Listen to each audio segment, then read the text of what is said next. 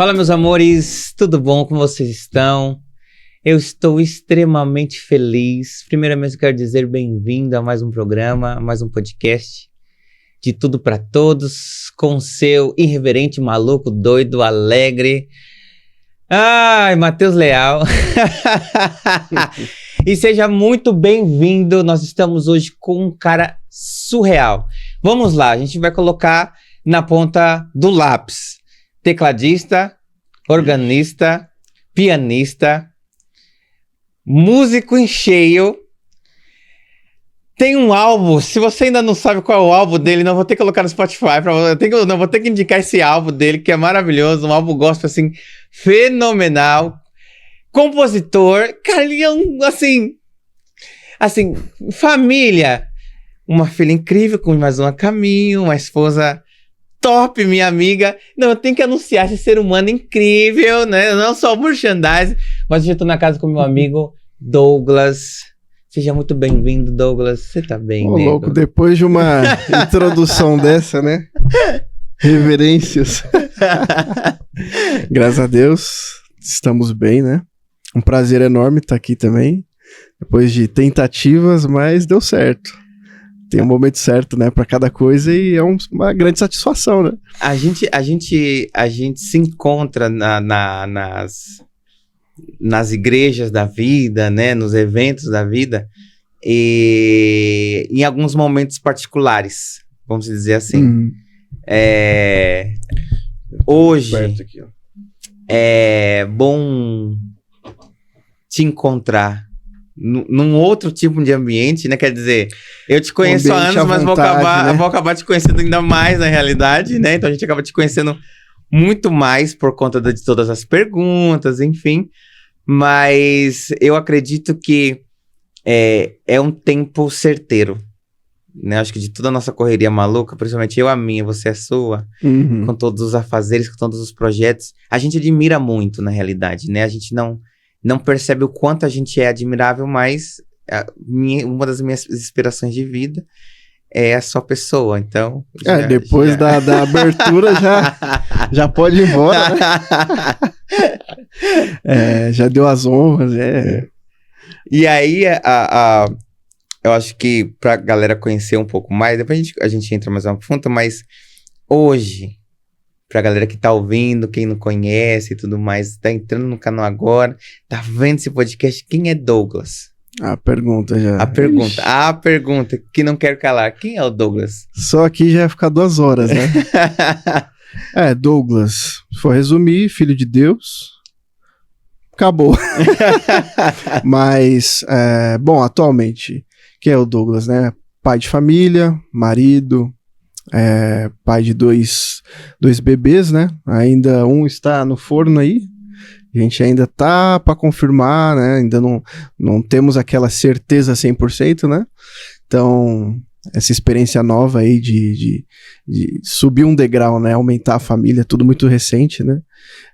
Músico desde criança, depois de um tempo produtor musical, sempre envolvido nessa parte de música principalmente da igreja, né? Música gospel. Sim. Que independente de estar na igreja ou não, tipo, eu sempre fui fissurado no gospel, é sempre aquilo que me moveu, né? Dentre muitas outras coisas, né? Desse ambiente musical, de todo esse corpo, né? Essa bolha, né? Digamos assim. E além disso, outras coisas mais, né? Tava comentando aqui, o que eu não fiz, né? Já fiz de tudo praticamente, né? Fato. Informática, programação, por aí vai, né? Um monte de coisas. Mexendo com audiovisual, agora eu tô mais trabalhando nessa área também, né? Audiovisual. Sim. Mas tudo são coisas que se complementam, né? Aquilo que você aprende lá na infância, aí você pensa, isso aqui eu não vou usar pra nada. Aí chega um momento que você, aquilo ali é útil, aí você vai... Tudo tem um porquê, né? Nada é em vão. Então, Exato. Tô aí seguindo, como diz um amigo, né? Aceitando o meu destino. e seguindo aí, né? Aprendendo todo dia, evoluindo. E essa jornada aí, né? Mas pra resumir é mais ou menos isso. Ok, eu quero aproveitar aqui de estar falando do Douglas, eu quero aproveitar para mandar um abraço para para sua esposa, que com certeza vai assistir esse Dona podcast, Ellen. Dona Ellen. Um ser humano também incrível, excepcional. Ó, para quem não nos conheceu, quando eu conheci o Douglas na época, eu tinha um dread enorme. Tinha um black. Eu lembro de você do black. Aí depois veio o dread. Ok. Eu lembro da época do black. Não sei se... Não, tá ali, né? Na minha mente é antes ainda. Um blackão, mano. Exatamente, tá ali. Então eu tinha, hoje me falta, né? Então não consigo mais deixar crescer o cabelo. A maturidade, né? A gente amadurece, a gente vai dando uma envelhecida, né? Alguns têm o privilégio de não perder o cabelo, né? Como meu amigo Douglas ainda manteve. Não ter, né? Eu não tive esse privilégio de poder escolher se eu tenho ou não tenho. Mas tinha um black enorme, a gente era adolescente. Fazia pouco tempo que a Kojik tinha se mudado para Harry Denzenberg. Harry Denzenberg. Que é o segundo foi o segundo templo, né? Da mudança deles. Eu frequentava antes, mas a gente não tinha esse contato, a gente não tinha se visto ainda. A gente foi se ver lá nesse segundo templo. Sim. Né? E daí por diante... isso aí, acredito que por volta de 2010, né? Foi o período assim que eu comecei a ir mais para aquela região ali. 2010, 2009, 2010, 2011, essa pegada. Esse período aí. Porque até então eu já frequentava a Kojik, né, no galpão. Só que eu era o anônimo, né, apesar de ter um Black Power e tudo mais, eu era o anônimo, então eu entrava na igreja, não cumprimentava ninguém, não conhecia ninguém, saía da igreja, não conhecia, não cumprimentava ninguém. Fiquei nesse enigma durante 1 ano, né. Aí depois que mudou, aí sim foi quando eu comecei a tentar conviver mais com as pessoas e fazer esse laço, né? Fazer laços de amizade. Mas eram situações complicadas, mas justo nessa mudança foi também quando começou aqui e eu também parei de frequentar assiduamente lá. Me lembro de um evento, eu não sei se foi você que organizou, na minha vaga memória, acredito que foi você que deve ter organizado. Se eu não me engano, é um céu, alguma coisa que foi aqui no teatro. Foi 2011. Aí eu vim aqui com o pessoal de lá, aí você estava com o Blackão, apresentou o evento, eu falei, olha, eu me lembro dessa situação. A gente fez um evento na época, esse evento, é engraçado que esse evento ele deu uma repercutida, tanto boa,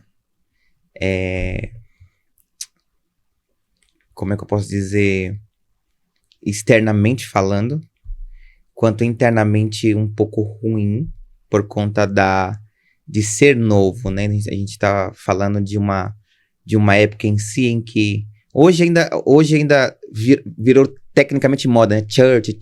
Quando você falava Church of God in Christ, a galera naquela época já se assustava, na realidade, né? A inclusão na igreja em si por homens de black, ternos coloridos, essa coisa mais chocante. Essa coisa mais chocante, a gente foi desbravando isso, na realidade, e internamente na igreja em si, na Kojik, na época não era Revival, era Kojik Nova Aliança, a gente teve um pequeno desentendimento, porque eu queria trazer esse universo Church of God in Christ, essa coisa da igreja americana para o Brasil, através tanto desse evento quanto dos outros, que daí veio Sexta no Brooklyn, enfim. Clássico, né? E a gente teve uma desavença, eu tive uma desavença um pouco com algumas pessoas da igreja, porque elas falavam assim, eu tô no Brasil, pra que eu quero... Quantas vezes já não ouviu isso, né? Nossa! A frase era, eu tô no Brasil, não preciso da galera de lá, então... Eu falava assim, se você tá no Brasil, então beleza, entra numa igreja brasileira, né, então vai pra Assembleia de Deus, vai pra Batista, vai pra Deus e Amor, vai pra alguma que vai se encaixar com seu gosto, porque até então, quando eu entrei numa denominação americana, eu tenho que começar a me adaptar e me adequar a qual? né? Você espera um enriquecimento cultural, né? Exatamente. Principalmente por ser a fonte do avivamento, né? Foi na Rua Azusa. Exato. Tem todo aquele contexto histórico do pentecostalismo mundial, né? Exatamente. Então você quer absorver daquela fonte, né? O máximo, né? Então, questão cultural, questão musical, histórica, né? Então tem esse peso, né? Muito. Então a gente teve foi um evento maravilhoso. Eu tenho esse evento em si, eu comento com o pastor Denis, é engraçado que esse evento em si, eu falava assim, caramba, pastor, naquela época a gente era amigo, eu falava assim, nego, eu não tenho uma roupa, velho, pra poder ir nova, tal. Coloquei a mesma roupa que eu tinha no armário. E aí, quando a gente olha algumas fotos, o nego falava assim, depois, assim que saiu as fotos do evento, o nego falava assim, nego, não sei, meu, parece que você tava com roupa nova, não sei o que aconteceu, assim, desceu um brilho do céu. Rejuvenesceu, né? A gente era jovem, não trabalhava, não tinha condições, né? Era tudo muito, muito mais complicado do que é hoje. Você tinha aquela intensidade, mas não tinha o recurso, né? Não tinha o recurso, exatamente. As coisas eram assim, agora você vai amadurecendo, né? Aí vai conseguindo os recursos e tal, tendo mais estrutura, mas ao mesmo tempo já não tem a disposição. Já não tem aquele tempo livre. Exato. Já não atravessa a cidade mais. O vigor não é o mesmo, na realidade. Ai, meu Deus. A gente para analisar o nosso antes e o agora. Primeiro que eu sou extremamente grato a Deus pela sua vida, por essa amizade crescente que a gente tem e pela liberdade, né, de conversar tudo. Não tem pré-julgamento, não tem nada, a gente simplesmente um espelho, né? É um espelho, é um vidro, né? Você se enxerga, né? É transparente, não tem mancha, né? Exatamente. Então, acho que essa transparência foi um dos fatos. Conheci ele já namorava. A Ellen era muito interessante. Porque onde o Douglas estava, a Ellen estava. A gente sempre foi grudado, né? Pra cima e pra baixo. Desde, 2008. A gente já tem agora... tem que ficar fazendo conta, mas pelo menos 15 anos, né? 15 anos. E hoje é dia 5. Amanhã fazemos 15 anos. É isso? De 2008 para 2023... São 8 anos, 15 anos, né? É isso aí, amanhã. Uau! As palminhas, né? A gente coloca isso na edição. Eu sou o cara que guarda a data. Né? Dizem que o homem não guarda nada. Vixe, eu guardo. Eu tenho um problema com data e com nome. Nome eu tenho que ter alguma coisa pra fixar, assim, repetir algumas vezes ou ter alguma ligação, mas data eu consigo os números, né, pra mim é mais fácil. Então vamos lá, nego, da onde que veio a paixão? Vamos conhecer um pouquinho do Douglas. A gente começa a entrar em outros assuntos, depois que a gente entrar em outros assuntos a gente se embora. Aqui vai... Exatamente, né? Você consegue mensurar da onde que veio a paixão musical? Como surgiu esse lado, vou estudar, enfim. Você tem que falar se tem tempo, né? A gente conversa, mas é porque eu falo, hein? É que eu posso dar a versão resumida, a versão estendida, a versão... Não, fica tranquilo que quando tiver que cortar, a gente vai cortar. Você tem que entrar, amém. Como diz o Emílio, não sei se você acompanhava, assistia todo dia lá o Pânico na rádio, né? Aí o Emílio já dele, falava, muito bem. Aí você já deixa, já que, acabou o assunto. Não. Acabou, chega. Aqui a galera chega e fala assim, adendo, né, nego? Deixa eu falar, só colocar um adendo aqui. Aí vai, meu. Mas se deixar, vixe, aí... Mas, sobre essa história, eu venho de uma família que sempre foi da igreja, né, berço evangélico, aquela coisa toda. E tinha alguns tios que já tocavam, né? Tocavam teclado e tal. E aí, minha lembrança mais vaga, assim, mais antiga, talvez foi lá por volta dos 5, 6 anos que eu ganhei aqueles tecladinhos de brinquedo, né? Uhum. Ele não tinha vaquinha, Era nota mesmo e tal. Legal. Bem simples, mas tipo, era aquilo, as notas e tal. Ganhei do meu avô, né? E aí, a partir disso, eu ficava lá brincando e tal, comecei a fazer uns negocinhos. Aí eu vi a melodia das músicas, assim, música de novela, música na época lá, nos 90, né?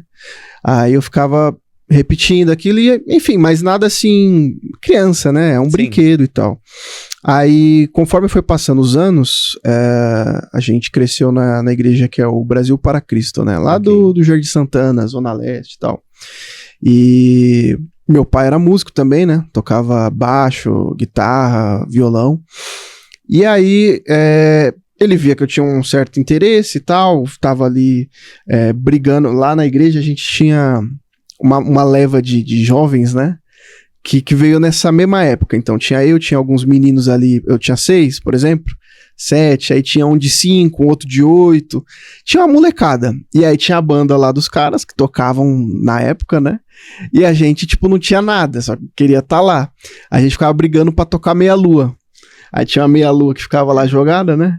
Aí, hoje é minha vez. Aí pegava e ficava lá.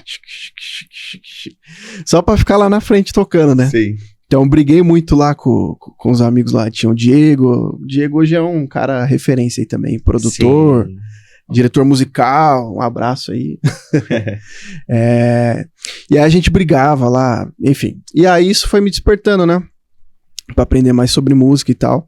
Aí teve uma época que o meu pai falou assim, bom, você quer tocar o quê? Que instrumento você quer tocar? Porque já tá crescendo e tal, né? Isso foi por volta dos 9 anos, né? Mais ou menos. O que você quer tocar? E aí eu olhei pro cenário da igreja. Falei, bom, eu fico brigando pra tocar pandeiro.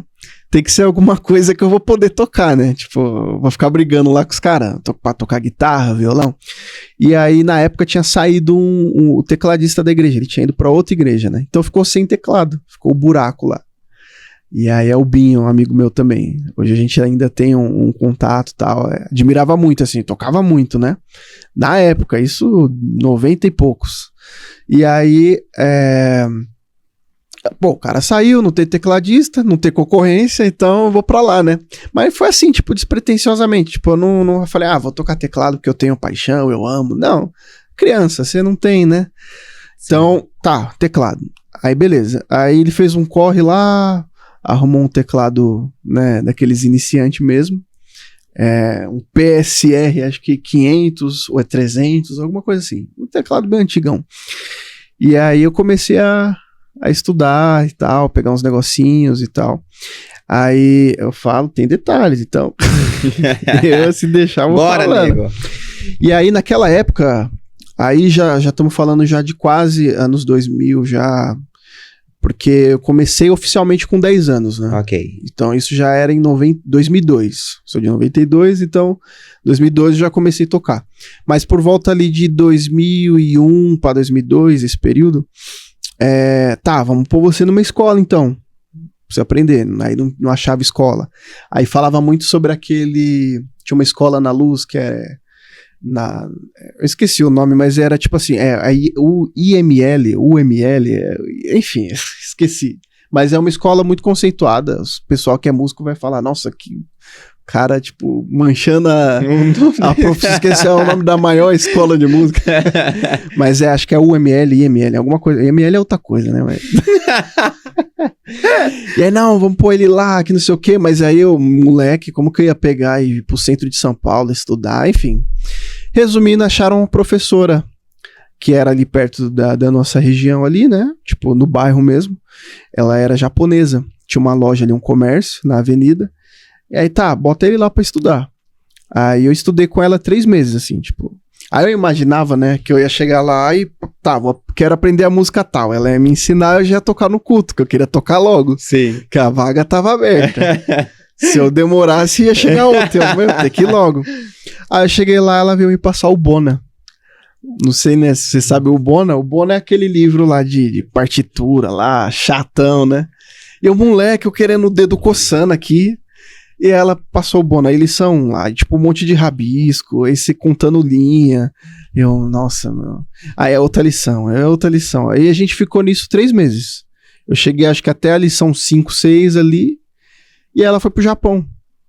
tem que ir embora e tal, sumiu. E aí eu fiquei sem opção, tipo, não tinha como estudar, não tinha escola, não tinha nada. E aí eu peguei, e agora, o que nós faz? Aí meu pai arrumou aqueles, sabe aquelas, antigamente tinham as bancas, tá? Não é igual hoje que você carrega o bilhete único lá. Fato. Lá tinha as bancas de jornal, o pessoal comprava jornal, revista, quadrinhos, essas coisas. Aí tinha aquelas revistas de teclado, né, de aprenda os acordes, aprenda a tocar. Tem essa revista até hoje em casa, tá guardada lá. Aí, comprou lá, acordes, iniciante e tal, teclado. E aí foi ali que eu comecei, aí tinha lá o desenho das teclas, as notinhas e tal. Aí eu fui aprendendo, dó maior, dó menor, ré menor, as coisas mais básicas, né? E fui avançando na revistinha. Aí aos pouquinhos foram me dando espaço lá pra tocar na igreja. E aí, claro, as músicas tem vários níveis, né? Mas na época eu acredito que era mais complexos, as músicas eram mais complexas do que hoje. Porque não era só dó, fá, sol, que são coisas básicas. Não, tinha umas coisas malucas lá, que exigia mais. E aí eu lembro até hoje a primeira música que eu toquei na igreja. Aí foi um congresso de jovens, já com os 2 pés no peito já, né? Botaram eu pra tocar no congresso de jovens, eu fiquei ensaiando um tempo lá. A música é Invoquei, do Renascer Praise. Renascer Praise 3, eu acho, é meio antiga. E ela começa, tipo, com uma progressão, né, diferente e tal. Pra quem é iniciante na música, você começa, tipo, 1, 4, 5, né? Que é, por exemplo, em dó. Você dó, fá, sol. E as menores, ré menor, mi menor e lá menor. Pronto, aí você já toca, tipo, 90% das músicas.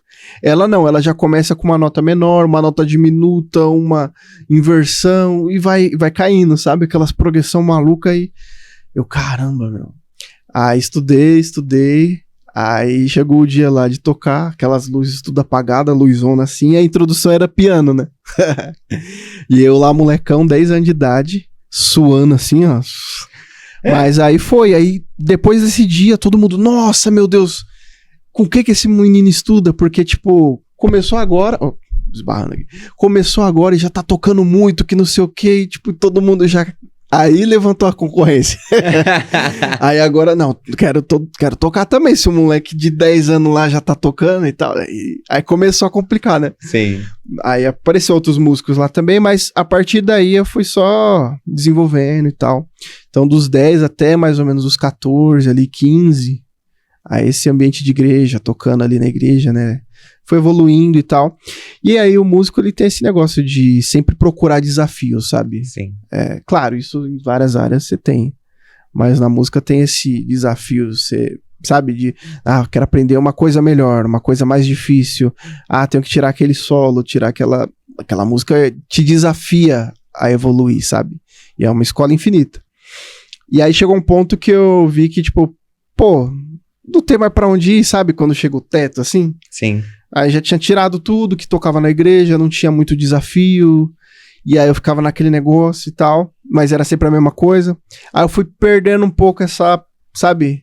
Essa motivação de estar ali sempre ensaiando, tocando e tal. E aí deu uma diminuída lá em 2000 com 15 anos e tal. Aí tive o meu período fora, assim, tipo... Não fora da igreja, mas tipo mais... vida louca, né? Tipo... Okay. Pra lá e pra cá, andava de skate, comecei a ouvir uns heavy metal pesado. Todo mundo tem sua fase, tá tudo numa boa. Deu uma afastada, mas sempre tive uma boa base, assim, base familiar, né? Mas falando nessa parte de música específica, aí foi quando teve esse ato, né? Aí foi quando eu comecei a pegar a guitarra, tocar com os amigos, assim, em escola, né? Tocar, na época o rock ainda era uma coisa legal e tal. Hoje em dia... É muito difícil, né? Você ver banda de rock e tal, essas coisas. Diminuiu muito. Deu uma... Mas na época tinha, assim, aquele negócio tipo de... a banda de adolescente lá, os roqueiros e tal. Você era tipo um superstar, né? Exato. Era legal. Então, tipo, pra mim, a guitarra é da hora e tal. Aí fiquei um tempinho nisso, aí depois de um tempo, sei lá, com 17 anos, talvez... Aí eu voltei a tocar na igreja de novo, tipo, tá bom, vamos lá.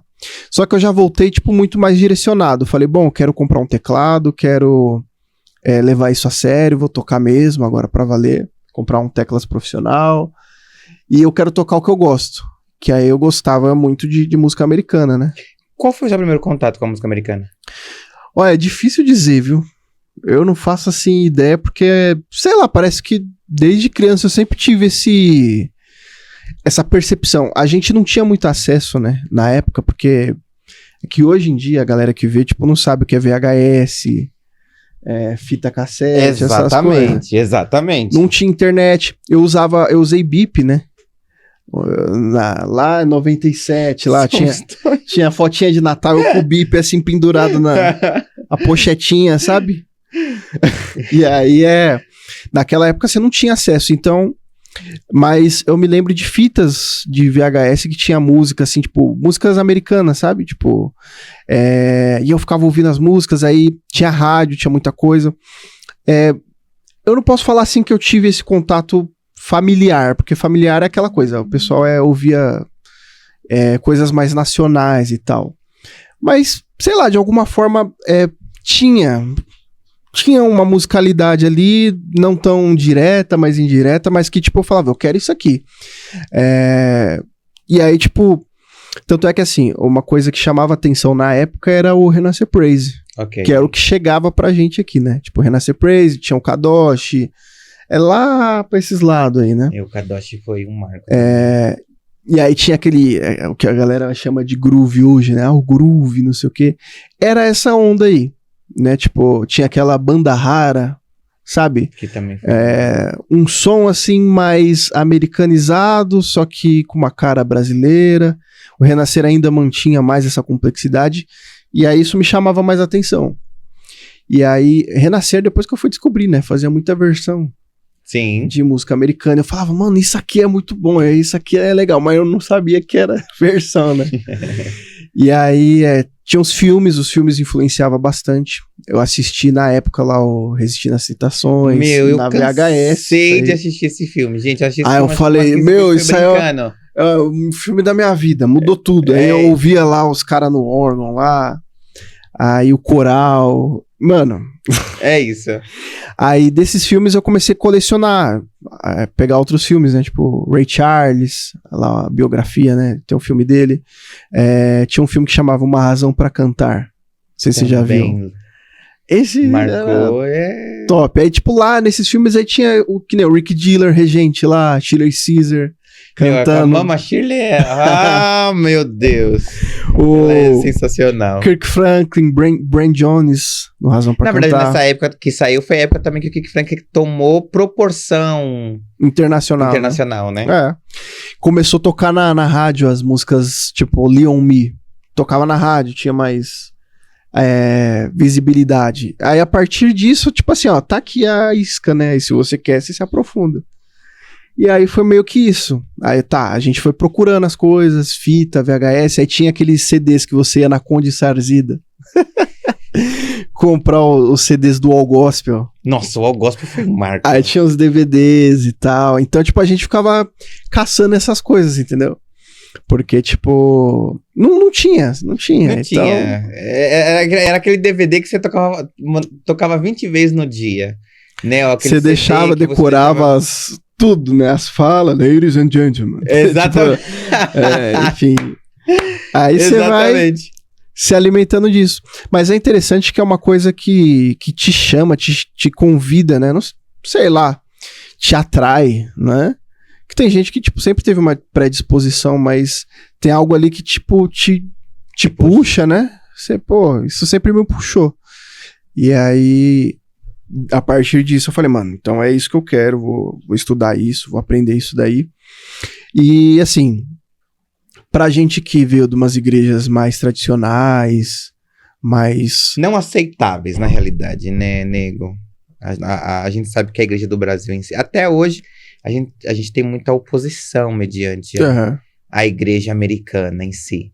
Mas eu acho que assim, não é só a igreja americana. Porque quando eu paro pra ver, então, eu acho que depois que eu comecei a fazer um trabalho de divulgar o gospel internacional, buscar cantores, falar sobre música e tal, começou a vir diversos outros países, né? Então, você tem o gospel África, você tem o latino, né? Então, são mundos totalmente diferentes. E, assim, a real é que o brasileiro tem muito preconceito, não só com o americano em si, mas com várias outras religiões que são cristãs, que são de outros países, que, dependendo da pessoa, ela vai falar que é um demônio. Né? Que a igreja não é de Jesus, que é heresia, que blá, blá, blá. Mas como é que eu posso ter como é que eu posso dizer? Uma convicção tão profunda da heresia da igreja de fora, sendo que eu não sou de lá. Eu não sou da cultura deles, eu não conheço a cultura deles, eu não sei como é que eles são, eu não sei o que eles aprenderam, como eles aprenderam, da onde que vem. Então, assim, eu só olho e julgo. Sim. Esse é um problema que eu vejo hoje na sociedade. Sempre esteve, né? Eu acredito que antes ainda era mais... Não. Complicado ainda. Meu, de quantas igrejas eu fui expulso por estar com Black Power? Poder entrar, né? Tipo assim, o moleque, o que você tá fazendo aqui? Aqui não é seu lugar. Então você pega, olhando friamente hoje, você pega um lugar que fala que é de Deus, que Deus te aceita e muda a sua vida. Mas quando você chega, as pessoas não te aceitam. E aí as pessoas não te aceitando, a primeira coisa que elas fazem é te excluir. Você vai pra onde? Se o lugar onde que era pra você ser aceito, as pessoas não te aceitam. Cara,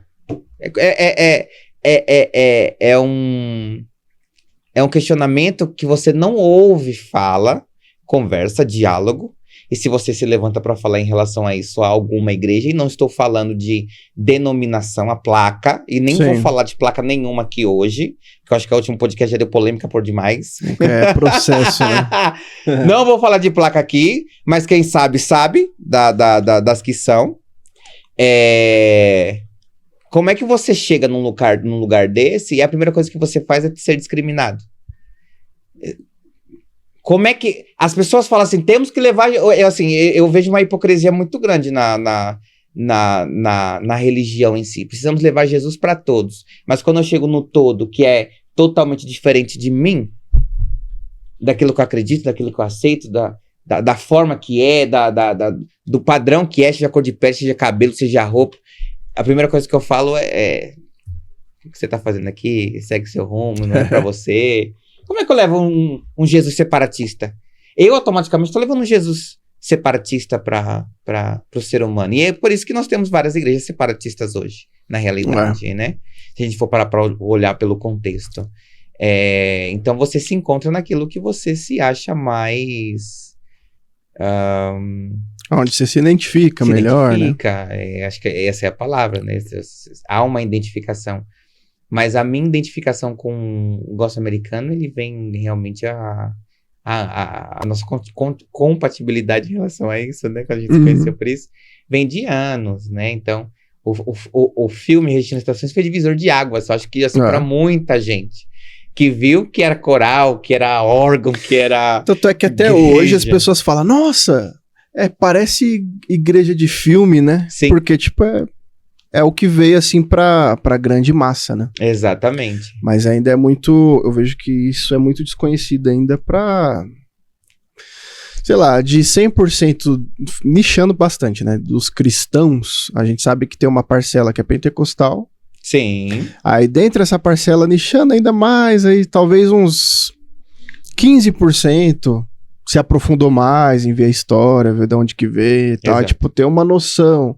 Mas eu vejo que tipo, ainda hoje, tipo, a galera não... É coisa de filme e tal. Não conhece mesmo, né? Não. Então, eu até falo que é uma bolha, né? A gente vive em bolhas, literalmente. Né? Então, tem a bolha daqui, a bolha dali. Por aí vai, né? Então, hoje, quando a gente faz uma análise da nossa história, a gente vê que conseguimos se sobressair mediante essa bolha. E enfrentamos muitos baques, né? Eu acho que eu acredito que tanto de quem olha de fora, porque além do tradicional, né? Os cristãos tradicionais e os cristãos pentecostais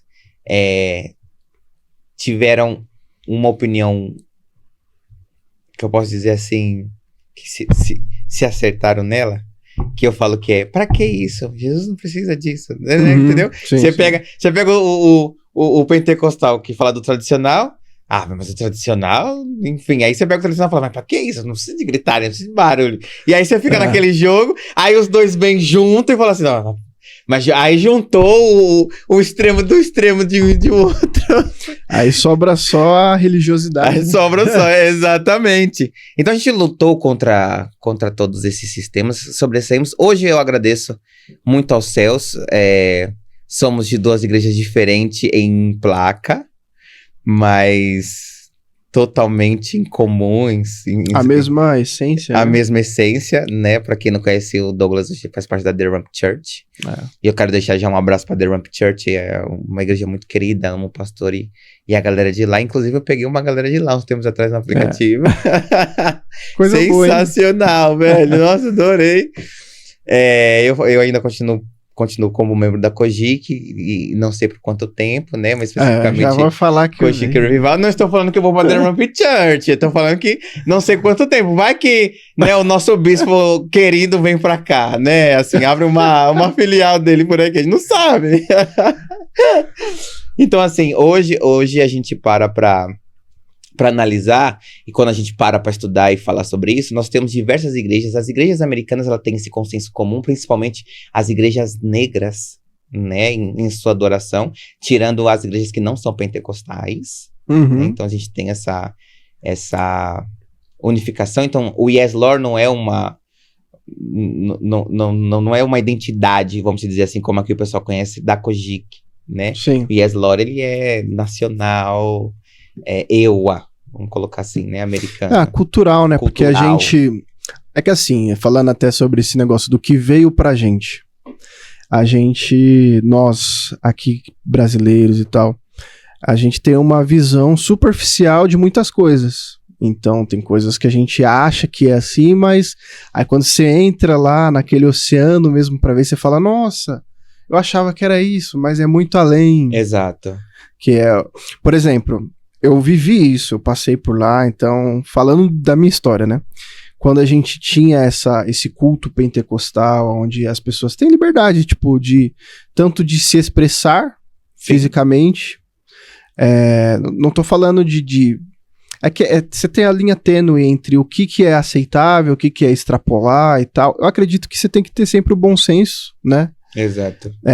Não confundir o que é identidade com o que é, tipo...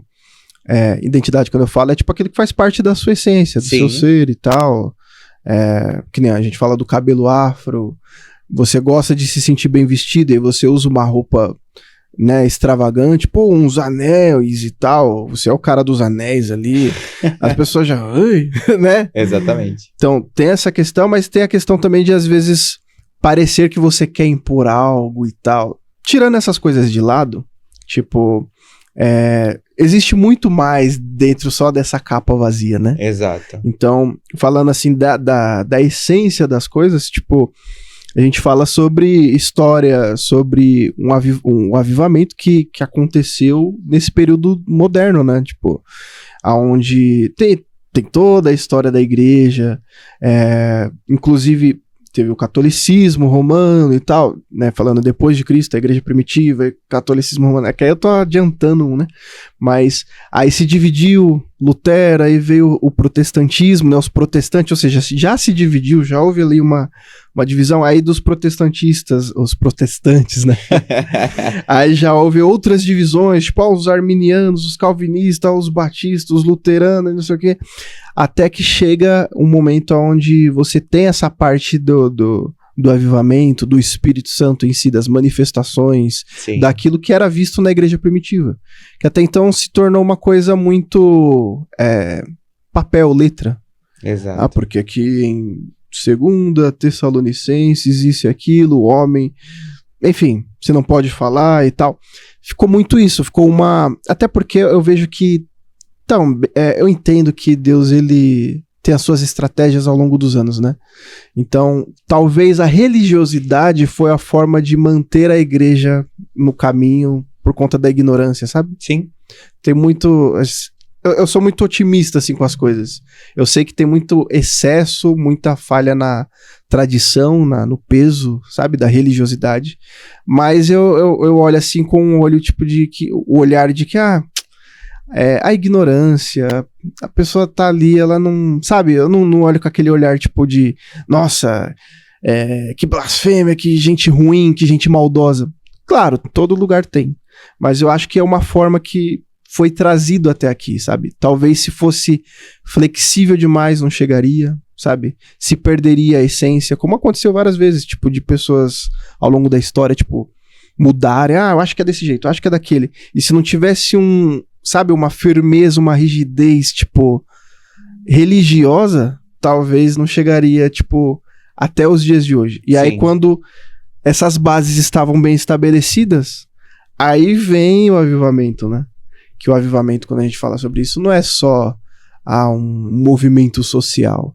É tipo algo que mudou totalmente a cultura, a forma que a gente enxerga a igreja, a sociedade no geral, tipo, mudou-se como que era feito as coisas, né? E através de um negro, né?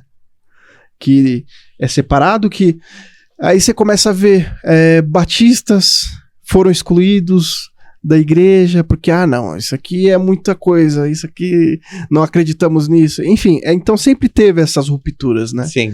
Mas acho que o importante é, beleza, eles... a porção deles era até ali, né? Então eu quero estar aonde Deus está direcionando, sabe? Exato. Parafraseando, né? Não sei quem assistiu lá a série The Chosen, não sei se você já viu isso. É uma das séries famosas que mais está sendo comentadas. Eu recomendo, porque é muito boa, faz você refletir muitas coisas. E aí, pra quem leu a Bíblia já sabe, né? Óbvio. Mas é legal você ter essa experiência de assistir e tal. Isso aqui é só um adendo, tá? Não é, okay. Não tô aumentando lá ainda. Mas é só lembrando a parte que tem tem os fariseus e tal, né? E tinha um dos caras muito respeitados, o líder lá, um dos líderes, né, dos fariseus, que é o Nicodemos, né? E aí, claro, a série tem aquele ar... ela tenta seguir, mas ela tem aquela abertura da ficção e tal. E aí, quando o Nicodemos encontra Jesus e tal, aí ele conversa, ele tipo assim, ele é um cara da lei, ele é aquele cara tradicional. Tipo, não podemos fazer isso no sábado. Não podemos, sabe, usar essa roupa aqui, não podemos, sabe, porque a religião, na época, ela tinha que ser rígida, porque o pessoal foi dominado pelos romanos ali. Nada sobrou, o idioma foi perdido, os livros foram queimados, tipo, se eles não tivessem essa rigidez, o que ia sobrar? Então eles tinham, os fariseus na época, eles tinham essa preocupação em, não, a gente tem que manter aqui, porque senão vão nos corromper, vamos perder nossa cultura. Então, só que é interessante esse olhar de Nicodemos, né, que ele, na ilustração da série, ele comenta lá com a esposa dele, assim, né, tipo assim, eu tenho a sensação que Deus está fazendo algo, e eu não quero ficar de fora. E talvez a nossa carga religiosa, aquilo tá nos prendendo, entendeu? E eu não quero ficar de fora. E aí ele tipo assim, ouvi que ele curou, e aí, nossa, eu quero ver isso. Não, ouvi que, tipo, tinha uma mulher lá que teve um problema lá com demônios e eu quero saber o que é isso. Tipo, ele demonstrava esse interesse. E aí, quando ele teve a conversa com Cristo, ele falou, eu tô entendendo, tem algo mudando, né? Tem uma nova dispensação, as coisas estão mudando agora. E eu não quero ficar de fora. Então, eu vejo que essa carga religiosa, ela tem esse ar de preservação. É ruim. O que a gente vai falar, né? Se a gente estivesse naquele tempo, seríamos julgados, seríamos excluídos. Exatamente. Mas aí veio um ar novo. E aí Cristo trouxe esse ar novo. Aí veio esse ar novo no avivamento da Rua Azusa, né? Um ar novo. E tinha também os fariseus dessa época. Não, porque isso e tal. Mas, bem, deixa eles pra lá. Aquilo ali a porção deles é aquela. Eu quero saber o que Deus tá fazendo, entendeu? E aí veio essa onda e revolucionou, e mudou, e a igreja cresceu e avançou, e veio cura, milagres, transformações. As pessoas puderam ter uma experiência, né, direta com Deus através disso. Então acho que é muito da onde a gente escolhe olhar, né? Exato. Escolhe focar. Por isso que eu falei, a igreja ela tinha essa característica, mas nos anos 90 pra cá eu percebo que muita coisa veio mudando, sabe? Dos anos 80, 90, a Renascer mesmo, eu sempre falo que teve um papel muito importante, assim, nessa quebra de paradigma, sabe? Sim. Porque na época era tudo, assim, tradicional, papapá, a música não pode sair do compasso, é tipo muito religioso, muito pesado. Mesmo após aquele avivamento, né? Então a cultura religiosa ainda se manteve. E eu não acho que é de todo mal, sabe? Mas a partir do momento que ela perde a essência, que é trazer pessoas, acolher, levar o evangelho, fazer uma mudança social, melhorar a vida das pessoas, aí, tipo, tem algo errado, né? Mas ela veio quebrando muitos paradigmas, tipo, introduzindo samba, rap, hip hop, exato, rock, na época que, tipo, era um absurdo. Eu cheguei a assistir aquele SOS da Vida. Nossa! Eu nunca fui, né, porque eu era moleque, então, criança. Mas tinha o SOS da Vida e via as bandas americanas lá tocar. Eu lembro da banda que chamava Bride. E aí os caras com cabelão, sem camisa, e aí tocava lá, eu falava, mano, que louco.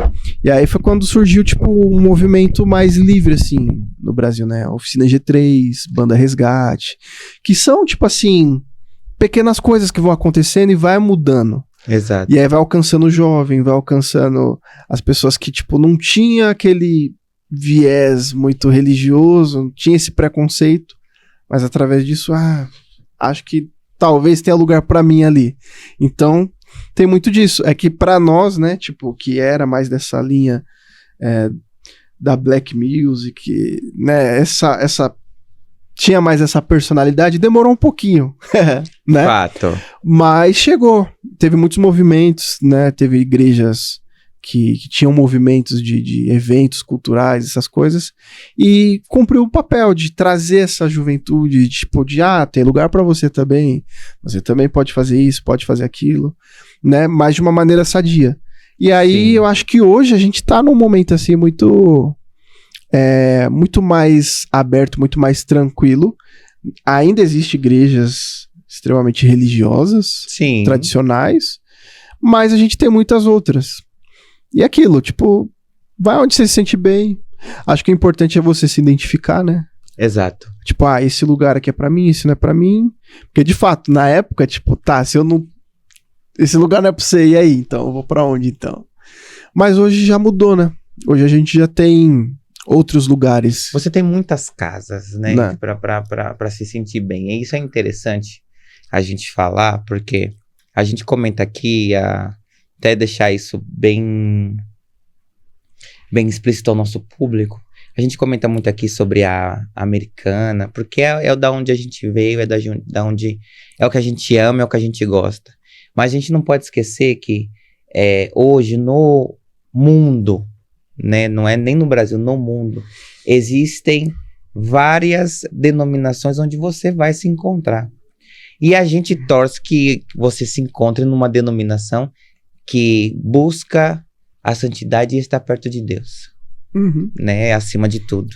Então hoje você tem diversas religiões onde você pode se encontrar, você vai ser bem-vindo, bem aceito. Tem religiões para tudo e tem religião para todos, né, mas que você encontre Deus em primeiro lugar, literalmente, e que as ações sejam conforme os céus permite, porque independente se eu tiver black ou não, dread, branco, preto, amarelo, acho que o importante é a sua santificação e salvação com Deus, sem a qual ninguém vai vê-lo, né? Então,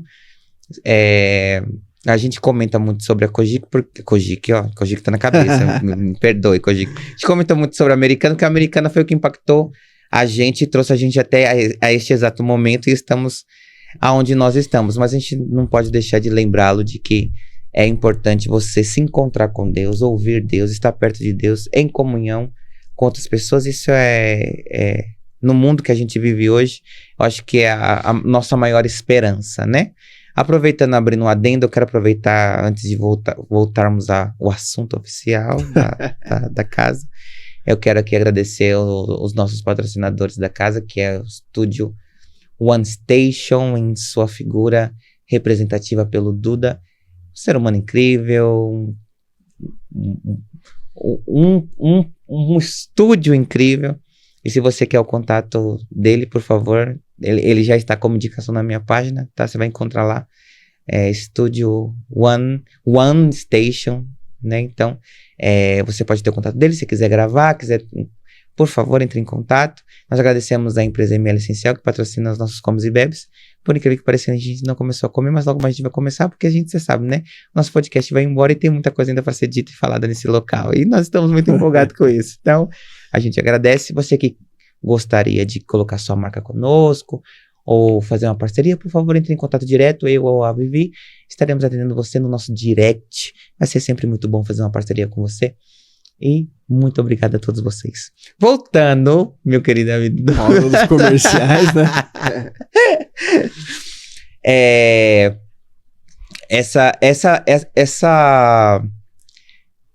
Esse contato com o americano, com a música americana, ela é muito forte. Quer dizer, a música americana em si ela é muito forte, principalmente quando nós colocamos em pauta a Black Spirit, né? Que é a alma, né? Do negro. E aqui no Brasil a gente tem muitas dificuldades em si para se colocar em prática.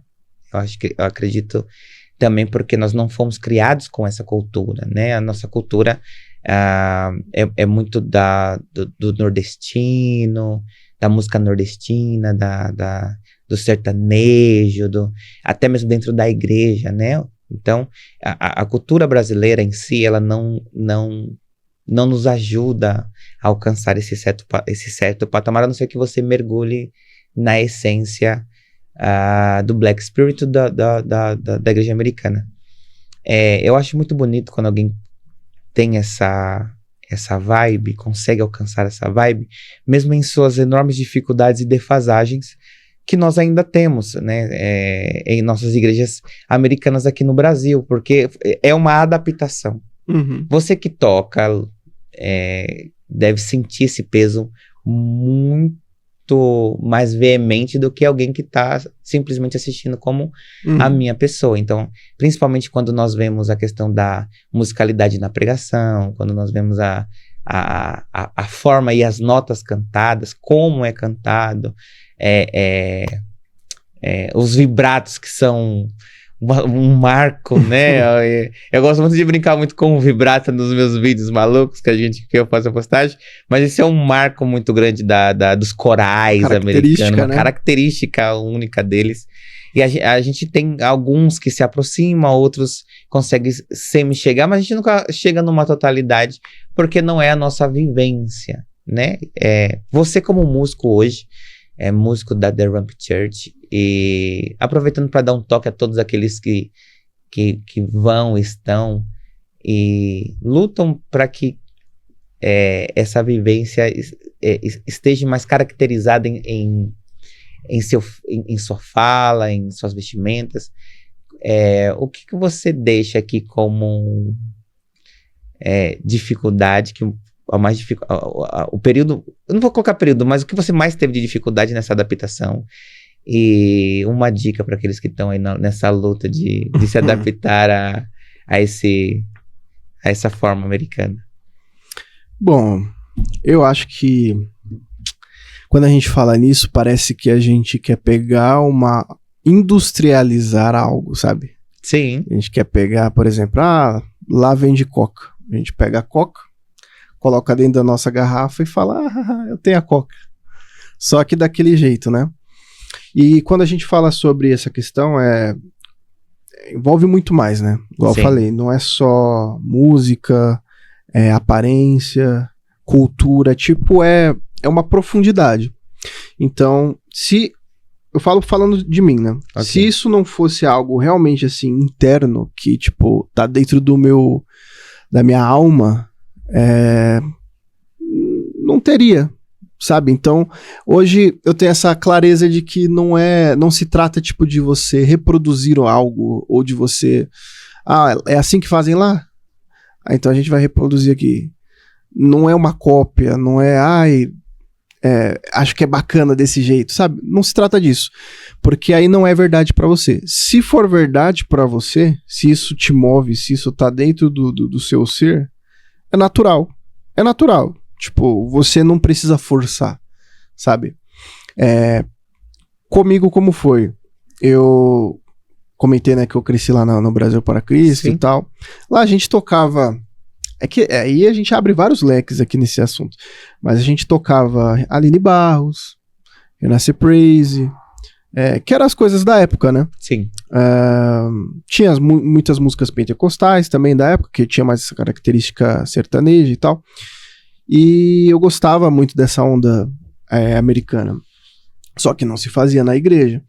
E aí foi um período que, tipo, eu me afastei de tocar, parei, tipo, de estar exercendo, assim, e comecei a só ouvir.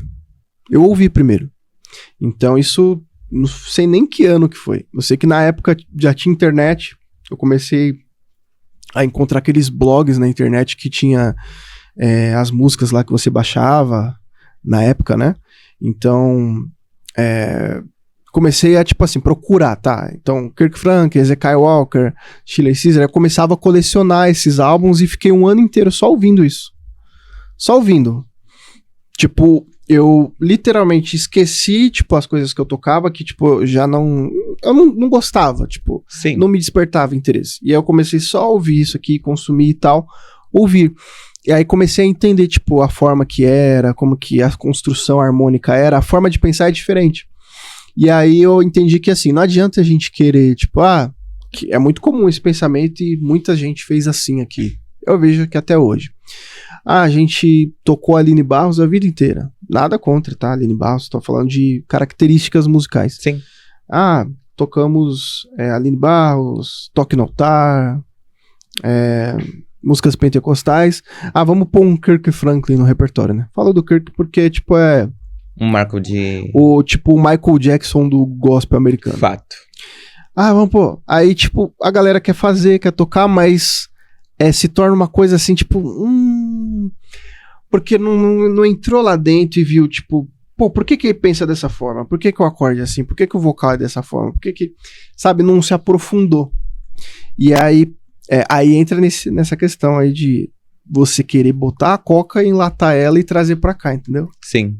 Agora, quando você vai na fonte, tipo, você não precisa ficar copiando, não é uma cópia, não é como que eu vou dizer? Uma importação, né? Você tá trazendo de fora. Se torna natural. Tão natural que, tipo, você começa a pensar dessa forma. Assim, um exemplo que eu posso dar, porque pra mim é muito óbvio. A gente não tinha uma cultura de música negra no Brasil até os anos 70. Posso ter muita limitação nesse aspecto. Claro, a gente teve o samba, a música nordestina e tal, mas eu falo assim, contemporaneamente falando, músicas que eram consumidas exclusivamente por negros, né? O Sim. samba, ele teve esse papel, mas falando de maneira contemporânea, a gente tem muito esse movimento com o Tim Maia, por exemplo, nos anos 70 ali, que tipo, ele foi pra fora, a mesma coisa, aí ele consumiu aquilo, ele queria trazer, tinha ligação, tipo, com a cultura dele e tal, e ele fez o que a gente chama lá, né, de soul à la brasileira, né?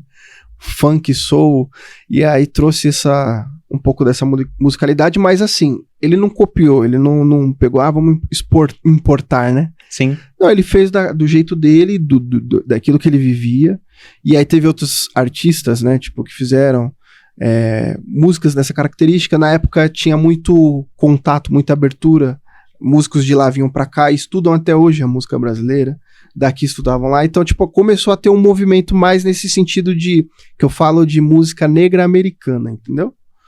Que é o groove, o soul, essas coisas, que até hoje você tem, quando fala de música black no Brasil, é mais esse lado de groove, sabe? Sim. O groove, né? Então é mais essa onda. Mas não toda aquela riqueza que tem, tudo aquele oceano, né? E aí, a partir disso, a gente teve essa cultura. Aí um exemplo que eu posso dar é, por exemplo... nos anos 90, começou o movimento do hip hop, né?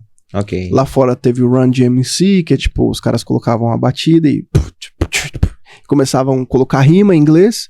E aí os caras, pô, que da hora, como que a gente vai trazer, sempre essa visão, né, de trazer de fora pra cá. Sim. Aí, mas não é cultura brasileira, que não sei o que, tal. Mas olha que interessante, na época, os pioneiros, assim, desse movimento é o Racionais, né, Racionais MC.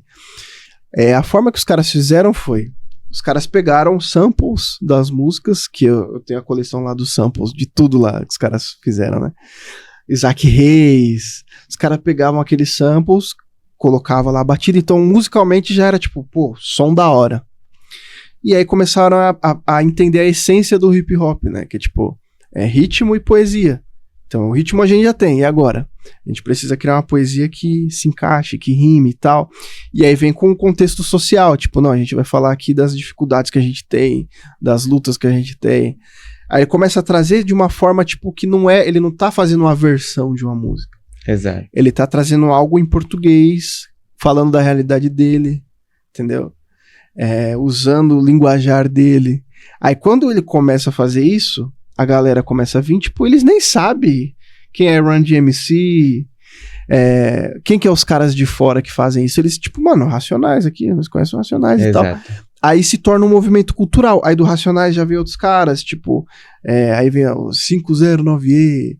Enfim, aí vem outros grupos e tal. Aí a gente vai evoluindo. Aí hoje a gente tem uma cena gigante. Tipo, que evoluiu. Entrou essa onda do trap também. Exato. E aí o hip hop nacional cresceu pra caramba. Hoje a gente tem artistas assim, tipo... de muita expressão. E tudo começou assim, tipo... Não se debate hoje se o rap é... culturalmente nacional ou não. Por quê? Tipo, a forma que ele foi introduzido foi de uma maneira na raiz, na essência. Sabe? Tipo, não foi um importado. Tipo, pega minha lata e enche de coca, sabe? E traz. Sim. Não. Simplesmente é isso aqui. Então, a minha realidade é essa. O que eu quero falar é isso. Musicalmente a gente vai pegar dessa forma. Tanto é que tem samples do Racionais que é do Tim Maia, tipo, música nacional. Só que ele se conversa, sabe? E aí criou-se essa cultura. Então, falando sobre isso, né, tipo aqui, eu não acho que a gente querer imitar, copiar. Eu acho legal fazer versão. Versão. Fala até que a versão, ela te posiciona, né? Tipo, vamos fazer versão, porque a gente acostumou muito com essa coisa de versão. Sim. Né, falando sobre essas músicas mais americanas, gospel, parece que a galera só vê versão. Isso não é só da Black Church, tá? Hoje a gente tem esse movimento mais worship e tal, que também é tudo versão. Exato. A galera pega lá o que tá acontecendo ali na Elevation, Maverick City, importa, faz versão, traduz, adapta e solta, e tipo, estoura, tipo. Mas sempre versão. E aí, quando que a gente vai começar a fazer algo que realmente é nosso? Então, acho que nesse aspecto a gente não teve ainda essa virada de chave de ser inquestionável falar assim, gospel é isso, você está imitando, está trazendo, porque não teve ainda essa fundação. Eu vejo que a música cristã, desde o início, ela não teve uma fundação profunda, sabe? A polêmica, né? Meu Deus. Mas, às vezes a gente tem esses debates, né? As pessoas falam assim, tem uns que gostam, tipo, não, vamos tocar aí essa linha. Outros, tipo, não, quero valorizar minha cultura brasileira, porque nós temos uma cultura rica musical. Falando de música evangélica, gospel, tá? Não tô... Ok. Esse nicho aqui, essa bolha. Aí eu falo, então vamos valorizar a nossa cultura. Então... Aline Barros, então. As músicas clássicas que você lembra, né? Da história da igreja no Brasil. Versão. David Keelan, versão. Grande, o clássico grande. É versão. Aí você pega as músicas da Lagoinha, Diante do Trono, versão. Renascer Poesia, versão. Até as músicas tradicionais lá. Minha mãe, né, ela gosta muito de músicas assim antigas, aí tem aquelas clássicas assim que ela fala, nossa, música bonita. Eu falo, mãe, é versão. Aquela lá é... Esse dia até brinquei que é tipo, mano, é tão antiga que, tipo, só quem é raiz vai lembrar, que é tipo, reunimos-nos aqui para glorificar ao rei. Mano, isso eu tocava lá com meus 11 anos de idade, lá no... versão. When I come into this house. Aí, tipo, o que é, então, a cultura brasileira? Ah, não, nós temos o Inário aqui, as músicas da harpa. É versão, querido. Tipo, é tudo versão, é tudo música lá, americana, lá, de miliano. Então, assim, o que é, então, a cultura brasileira? É que fala-se que é isso, porque, tipo, é o que a galera acha que... É igual eu falo do menino, né, da periferia, que teve um contato com música, que ele ouviu? Ah, Racionais MC, pô, Racionais é nosso, aqui é nós. Ele não sabe que os caras do Racionais, conhecedores de música, ouviam muito vinil, os caras tiveram acesso a uma cultura enorme sabe? E isso influenciou a forma deles pensar, e eles criaram algo ali. Eles criaram, eles não... Imagina se os caras fizessem versão do rap americano. We're not going to the rap. E aí, tipo, traduzisse isso e... Mano, não ia virar. Exatamente. Então eu acho que tem que ser real, tem que ser você, tem que ser profundo seu, entendeu? Você não pode estar simplesmente copiando, trazendo versão. Você tem que pegar na essência e usar os elementos, né? Porque a gente tem elementos. Então, você usar esses elementos e trazer para nossa realidade. Aí eu acho que vai começar a acontecer o movimento, entendeu? Mas hoje em dia, até essa galera do worship já sabe que, tipo, lá tem a pregação cantada. Antigamente, né? Antigamente, aí, alguns aninhos atrás, é muito estereotipado, né? Mas hoje em dia, que nem eu falei, a galera fala, a música da Elevation é top, que não sei o quê. O pessoal mais aí das igrejas mais modernas, o worship, né? Se você assistir o culto da Elevation, tem lá o pastor lá deles, né? O pastor prega com o Hammond. Tipo, tem apoio lá, não sei o que, é uma pregação enérgica. Aí se você acompanhar outros pregadores dos anos 90, brancos, que vieram pro Brasil, pentecostais, né, mais para essas igrejas pentecostais daqui, fazer cruzada, evento, T.D. Jakes veio também já, né? Sim. Essa mesma cultura, essa mesma pegada, tipo uma pregação pentecostal. Essa é a característica, uma pregação pentecostal. E ela usa de elementos, tipo, o que nós temos acessível? A música, a entonação, a oratória, ela traz isso, né? Então, até nessa galera já tem. E aí você já começa a ver um movimento nas igrejas mais contemporâneas, worship mesmo, né? Brasileiras, que já sabe que é assim, já entende, já tenta reproduzir um pouco. Eu não sei se você já viu, mas eu já vi. Sim. E aí, não, bota aquele som assim, eles não sabem falar. Eu não vou... Mas eles sabem que é aquilo. Eu não vou nem falar, mas teve uma época, eu já não acompanho mais, teve um bispo, que eu também não vou falar o nome dele, só pra... Porque, né, assim... Hoje eu não vou polemizar na minha gravação, não, porque... Tá com receio. Não, tem um povo que Deus na causa, mas enfim. Mas tem um bispo que uma época eu tava passando na televisão, eu ouvi um som de fundo. Tímido, né? Mas tá lá, exatamente. Né? Assim, eu ouvi um som de fundo, eu falei assim...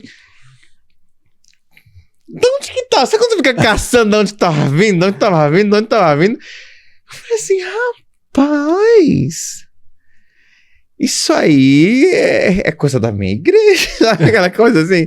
É coisa da minha igreja. E tá lá. Tá lá. Então, como é que eu posso dizer? Vai se aceitando. A duras penas, né? Vai se aceitando. A oratória brasileira... Eu acredito. Acho que vai se entendendo. Mas a oratória brasileira é muito difícil, Doug. Sabe assim? Permita-me discordar. Em relação eu acho que tem muita proximidade, assim. Da minha visão superficial, sabe? Eu acredito, né? Você pode estar falando no sentido musical, claro. Mas eu acredito que é muito próximo, sabe? É que assim, dá pra se criar algo de fato nesse sentido. A gente tem... lembra do exemplo que eu dei de você empacotar a coca e trazer? Sim. A gente, tipo assim... é aquilo ali, tá legal. Você entende a essência. Acho que é importante isso, você entender a essência. Por isso que eu falo do avivamento da Rua Azusa. Você entender por que é assim. Porque os negros fizeram foram os trailblazers, né? Os pioneiros disso. Tipo, e aí a musicalidade que eles carregavam, a forma de expressão, que nem você falou do vibrato, tem uma história. Sim. Então, a música tem uma história, é expressão, tem um porquê. Aí você tem que entender isso, viver isso. Aí você entendeu, tipo, não é você importar qualquer, tipo, tá, então, beleza. Eu não acho que a gente vai chegar num ponto onde, tipo, todo mundo vai começar a fazer pregação cantada. Não. Eu acho que as pessoas vão encontrar... Eu acredito, sabe? Uhum. Eu não tenho tantas expectativas, mas eu acho que... Pelo que eu tenho visto... Eu sou um sonhador. Pelo que eu tenho visto, as pessoas, cedo ou tarde, vai começar a entender um pouco da ferramenta. Eu falo isso sempre, que tipo, a música, ela é uma ferramenta. Sim. Ela não é... Tem esse debate, né? Tipo, a música é adoração. É uma ferramenta. E se você souber usar a ferramenta, você chega de um ponto a outro, entendeu? E eu sou músico, eu tenho essa clareza. Sim. Eu posso dar milhares de exemplos. Se eu tivesse o teclado aqui, eu ia ainda mostrar pra você. Na prática. Mas eu acho que é entender a essência e trazer isso pra cá de uma maneira que... Não trazer, tipo, de importar, mas tipo, tá, a gente já tem isso, sabe? Eu acompanhando, assim...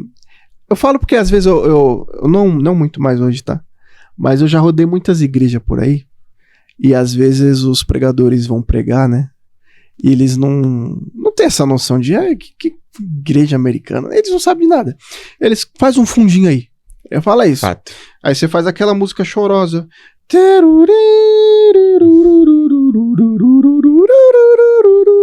Enfim. Aí... É porque é o que eles conhecem, é o que, tipo, eles acham que funcionou com fulano, funcionou com ciclano, Sim. Então é isso aí. Aí tá se criando essa cultura, criou-se essa cultura. Só que nas experiências que eu tive, tipo, de pessoas que não tinham a mínima noção, nada, mas aí, eu falo, é uma pregação pentecostal. Então, qual que é a ideia, né?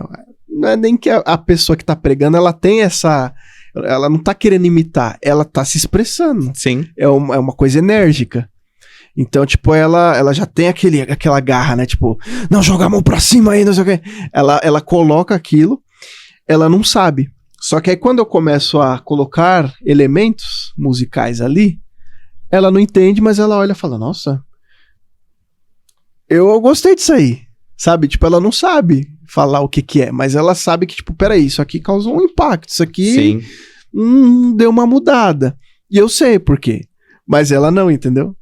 Então eu acho que falta esse conhecimento, tipo, de entender as ferramentas, a parte musical, e usar isso a favor. Porque se você pegar, por exemplo, a gente fala de música pentecostal. Okay. O pentecostalismo americano, quando veio pro Brasil, a história lá, né, Gunnar Ving e tal, veio pro Belém, aí fundou-se a Assembleia de Deus, por isso que é a Belém, que foi no Belém, do Pará. Qual que é a característica de qualquer igreja pentecostal no mundo, musicalmente falando? É a música do interior. Se você for lá na Colômbia, lá na Bolívia, em países mais hispanos, né? Tem lá, os caras também pregam do mesmo jeito. Prega com energia. E, é uma, né, tipo, aquela entonação, aquela energia, aquela... Sabe, aquela vontade de jogar pra fora. Sim. Aquela, sabe? Só que o que eles conhecem de música? O que tá acessível pra eles. Exato. E aí, geralmente, são pessoas mais simples, que não têm tanto acesso a informação, às vezes não tem acesso aos melhores instrumentos. Então, tipo assim, é muito usada a música do interior, sabe? Então, no Brasil, o que era? Era o forró. Sim. Eram as músicas mais quentes ali da região do Nordeste e tal. E aí, tipo, hoje a gente conhece como o corinho de fogo. Então, tipo assim, não é porque, tipo, então aqui no Brasil vai ser o Corinho de Fogo. Não, é porque é o que estava acessível para aquele povo naquela época lá, quando chegou, é o que eles tocavam. E aí, tipo assim, ver o movimento do Espírito Santo, tipo, aquela coisa que você, tipo, você se expressa. A música é uma linguagem, não é que, tipo, é assim porque o Espírito Santo é de um jeito aqui, é de um jeito lá. Não, é a pessoa que se expressa desse jeito. Exato. Entendeu? Aqui, lá ela vai se expressar de outra forma porque ela é daqui, a outra é de lá, é óbvio. Entendeu? Aí ela vai recorrer ao quê? A música que ela tem acessível. Mas até se você pegar esses elementos da música, por exemplo, o Corinho de Fogo, geralmente, eu vou falar um termo musical, mas de uma maneira que qualquer pessoa entenda. Ele tem formações de acordes menores, o que dá uma sensação triste, sabe? Que a gente tem, superficialmente falando. Uhum. Tristes, mas que causam uma tensão, sabe? Um desconforto. E aí acordes de preparação, tipo assim, é muito usado 3, às vezes uns diminutos, algumas coisas assim, mas são acordes que têm uma característica em comum. São menores, tem sétimas que seria a sétima? São sétimas menores que causam um incômodo, sabe? Por isso que eu falei, se tivesse teclado eu traria e mostrava na prática. Mas causam tensão. Então se você ver qualquer Corinho de Fogo, ele vai ter aquelas características. E aí, mesmo sem saber, a galera tá tocando aquilo ali. Sim. E eu analisando musicalmente, tem uma tensão aqui, tem um diminuto aqui, tem um negócio aqui. A América também é a mesma coisa. Tem a sétima ali, tem um diminuto aqui, é a mesma coisa. Só que, tipo, eles estão usando aqui no Brasil aquilo que era acessível pra eles. Sim. E lá, o que era acessível pra eles lá. Entendeu? Então, tipo, criou-se essa diferença. Mas já teve até vezes... corrigindo a frase, né? Já teve até algumas vezes que eu coloquei no Instagram eu vendo um culto pentecostal brasileiro, as pessoas lá no corinho, tipo assim, dançando e tal. E eu tirei a trilha, pus um praise e é isso aí, é a mesma coisa. Quem olha assim, tipo, quem tá de fora olha e fala, eles estão fazendo como nós aqui. Mas se eu inverter também, pôr um Corinho de Fogo sabe, lá, eles fazem igual a gente também. Dá pra se entender, porque faz parte desse movimento pentecostal. Só Sim. que aí a gente recebeu de lá, entendeu? Do Nordeste e tal, isso foi emanando pros lugares, então criou-se essa característica, que é o que tinha pra nós. Mas nos elementos tá tudo lá. Por isso que eu acho que, tipo, falta só o conhecimento, entendeu? Esses dias, o pessoal da igreja foi chamado, né, pra ir numa Assembleia de Deus. Ok. Lá acho que é Brás Madureira, né? Uhum. Tô citando aqui, mas não tem um problema, né? Não. Eu não tenho. Por isso que eu falo. Eu não quero te envolver nos problemas. Mas a gente foi fazer uma agenda e tal, tipo, o coral foi convidado. Coral de igreja americana, vai cantar a versão, música americana. E a gente tem um cara muito fantástico, que eu gosto muito dele, admiro muito ele, o Gabriel André, um abraço. Nosso maestro, regente, um cara fantástico.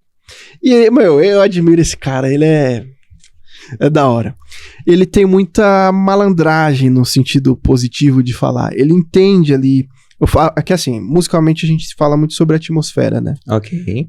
Eu como músico, diretor musical, eu conduzo a banda para que a gente crie ambiente, crie uma atmosfera. A gente não pode deixar, sabe aquele grilo? Sim. A gente constrói um ambiente. Eu sei disso tanto na parte teórica, na parte espiritual, na parte matemática, na parte lógica. Eu posso te dar explicação de todas as partes pra você. Tipo, é isso aqui. Todas. E aí, ele é um cara que, tipo, ele tem a sensibilidade, né? A gente foi na assembleia com o coral, e aí ele passou o setlist e tal. É aquelas coisas que a gente fala que, é o groove, né? Música de coral, tá? Aquela coisa. Enfim. Só que você tá na assembleia. E antes da gente tocar, tinha subido um grupo de irmãs. Tocou, tipo, quase um tango ali, aquele negócio. Sei. E arrebentou, tipo, as mulheres com violão, outra com violino, a bateria. Eu olhei assim e falei, caramba, as minas arrebenta, né? E aí, tipo, e a igreja, todo mundo é a cultura da galera. Tipo, é aquilo.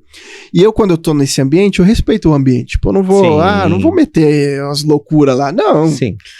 Tipo, eu tô na minha casa, eu entendo as regras da minha casa. Exato. Tô em outro lugar, é outro lugar. E aí tá. E ele, muito sagaz, ele chegou, ele viu o ambiente e falou, mano, vamos mudar, vamos pra uma outra direção aqui e tal. E a gente tem muito essa coisa, quando a gente tá junto, a gente tenta entender pra onde a gente tá sendo conduzido, sabe? Sim. Às vezes a gente... Aqui aí já é outro assunto, já abre margem pra outras coisas. Mas nesse ambiente de igreja, musicalmente falando, as pessoas se acostumam muito a fazer...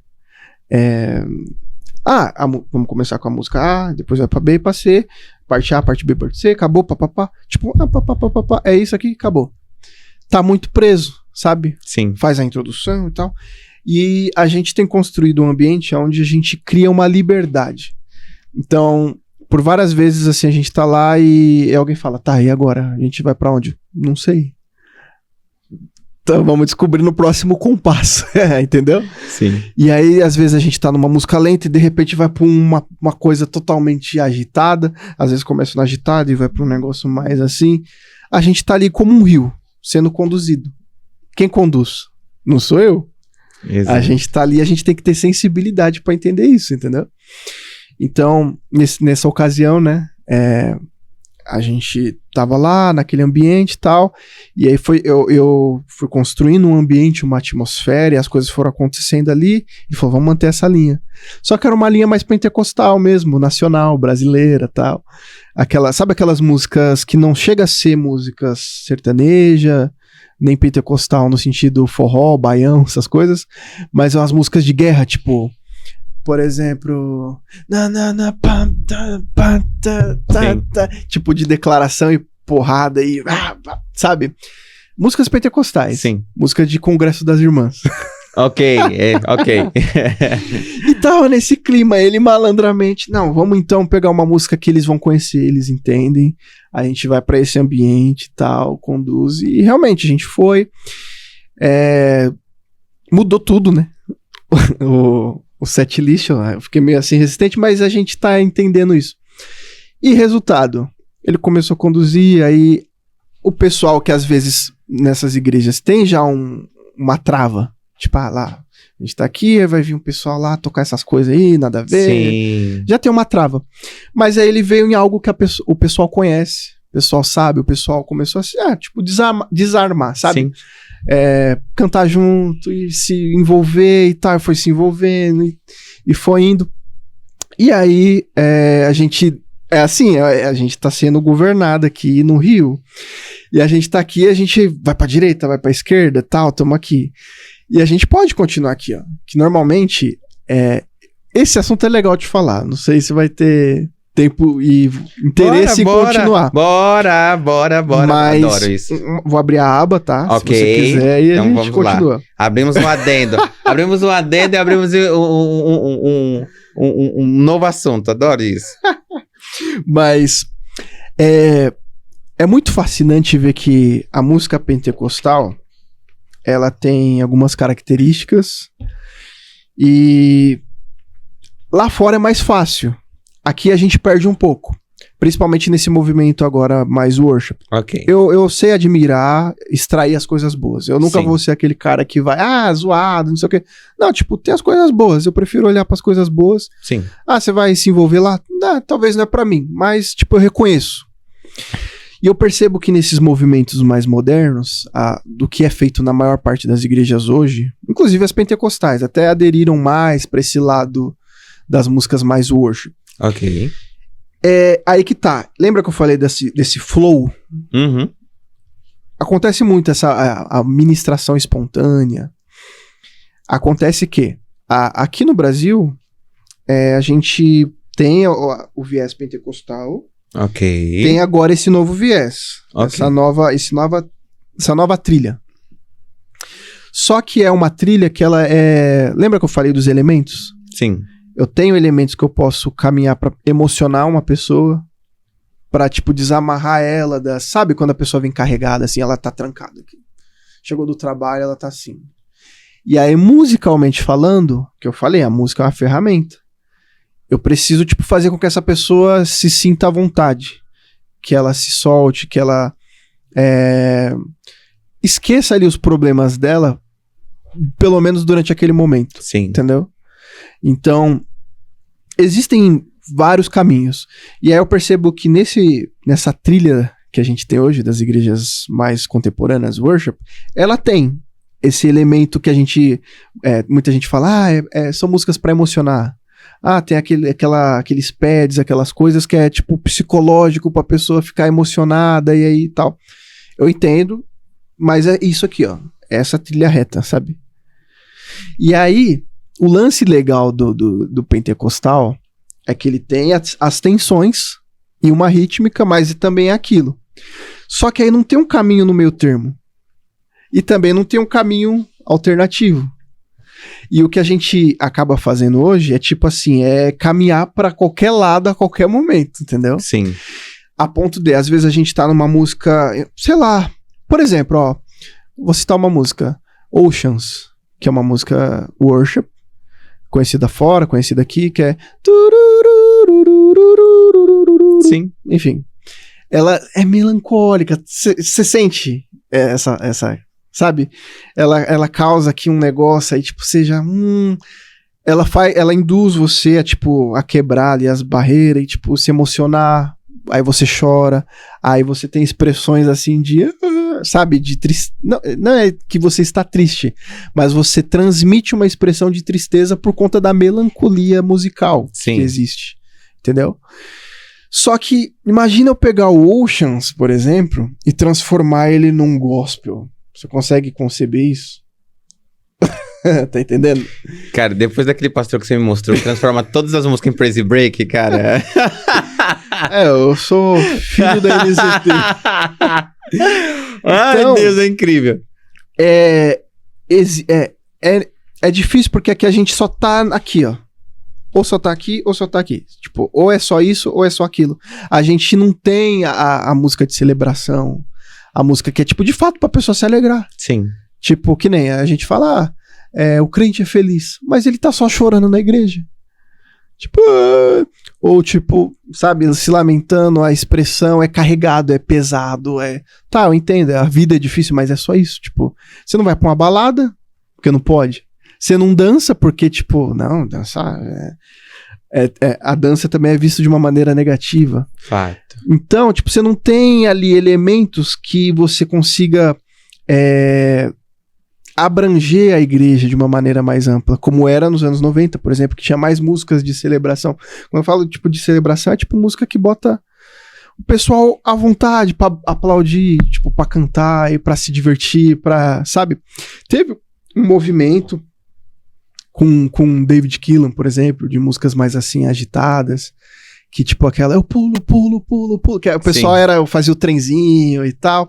Eu entendo, tipo, não é uma coisa espiritual, enfim, vai ter sempre um crítico. Sempre. Mas você entende o comportamento como é diferente? Tipo, dessa trilha que eu falei melancólica e é uma trilha mais... Você envolve o jovem, que você coloca a pessoa mais à vontade pra festejar, pra se alegrar, entendeu? Então, tipo, você não tem hoje em dia essas coisas. E aí também não tem as tensões, que as tensões ela tem um peso e ela caminha mais para esse lado da espiritualidade ali, entendeu? Do âmbito pentecostal da coisa. E aí, resumindo tudo, tá? Que eu abri essa aba e tal, beleza? É mais para dizer isso que, tipo, hoje a gente não tem, então eu percebo que a igreja ela é muito mais melancólica. Sim, fato. Vai num culto qualquer e olha para a expressão das pessoas. Você vai ver. Tipo, você não vai ver alguém dançar porque não vai chegar a esse momento. Não vai ter música propícia, não vai ter elementos propícios, mais melancolia, entendeu? E aí, quando a gente, tipo, tá falando sobre igreja americana e tal, isso é uma coisa que você traz junto. Que é, tipo, essa liberdade, essa alegria, sabe? Tipo, de você celebrar com seus irmãos, com o corpo de Cristo ali, sabe? Tipo, não é só choro, entendeu? Aqui a gente também vai ter um bom momento, entendeu? Exato. A gente também vai se alegrar aqui junto, entendeu? Porque às vezes a vida é pesada, mas e aí? Quando que você se alegra com seus irmãos? Nunca. Ou então você faz aquelas versões de balada, né? Pega uma música gospel e põe um batidão e que aí vira música de aniversário, de churrasco, de fim de semana. Versão samba do não sei o quê. Fato. Enfim. E aí você não tem esses elementos no culto, né?